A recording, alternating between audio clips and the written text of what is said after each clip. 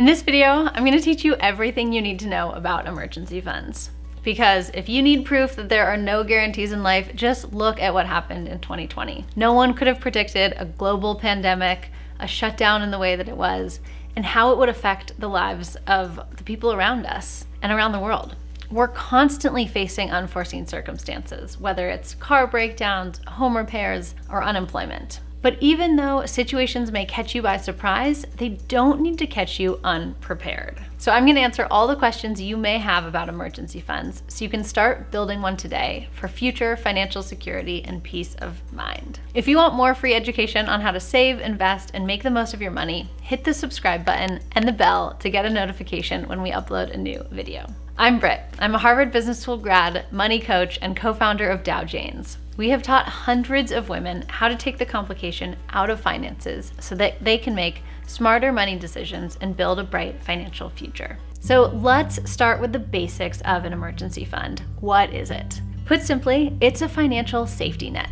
It's money that you put aside for life's unexpected events. Think of it this way. If you live in California, like I do, it's a good idea to have an earthquake preparedness kit. You fill it with basic household items like food, water, and a first aid kit, just in case you need it to survive for a few days. And that's what an emergency fund is. It's not meant to be a long-term or luxurious solution, but it's enough to keep you safe if something happens. So a lot of people ask, what do I spend my emergency fund on? And this is a question we get all the time, does the sale down at your favorite store count as an emergency?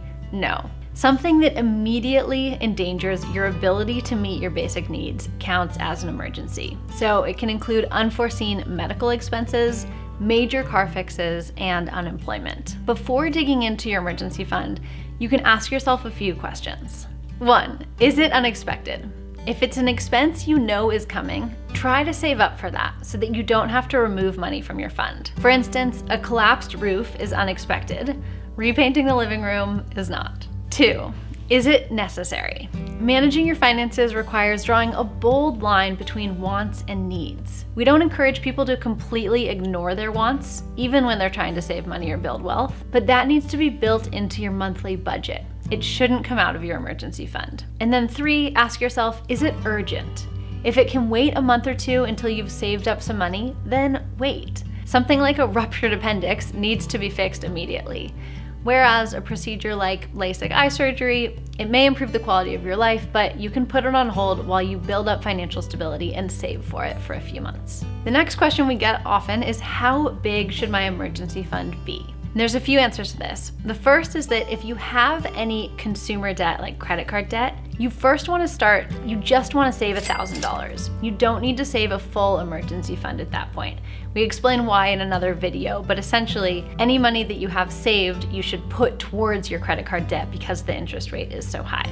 So if you have credit card debt, just a $1,000 emergency fund is gonna get you by for now. If you've paid off your debt, then you want to save what your basic needs are going to cost you for 3 to 6 months. So if you follow the 50-30-20 budget, which is also in another video of ours, then you already know that you spend about 50% of your income on needs. So to calculate your emergency fund, you're going to multiply that number by something between 3 and 6, depending on your risk tolerance. So if you wanted to be more conservative, you could have 6 months, or if you were, on the riskier side or you had a good safety net, you could do something like 3 months. So how do you start an emergency fund? You start budgeting and saving. It's as simple as that. So earlier we talked about the 50-30-20 method for budgeting. Again, you can watch our other video to learn exactly how to do that. But with that idea, you're saving 20% of your income each month. And if you're in the stage of the roadmap where you're building an emergency fund, you want to put all of that 20% that you're saving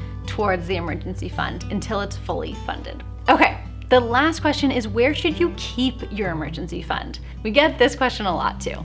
And the bottom line is that you want it somewhere where you can get to it quickly, but not too easily. You want to make sure you can use it when you need to, in case of emergency, but you also don't want it to be tempted to use it on things that are non-emergencies. So that's why we recommend keeping your emergency fund in an online savings account at a different bank than you have your checking account. That way you can get it when you need it, but you won't have to look at the balance when you're checking up on your regular account. You can't know what's going to happen in life, but that doesn't mean you can't have a plan in place for when something does happen. Starting an emergency fund today will equip you to handle the challenges and uncertainties of tomorrow. So get going, build your emergency fund, and then come back and watch our next video once you're ready to learn how to invest.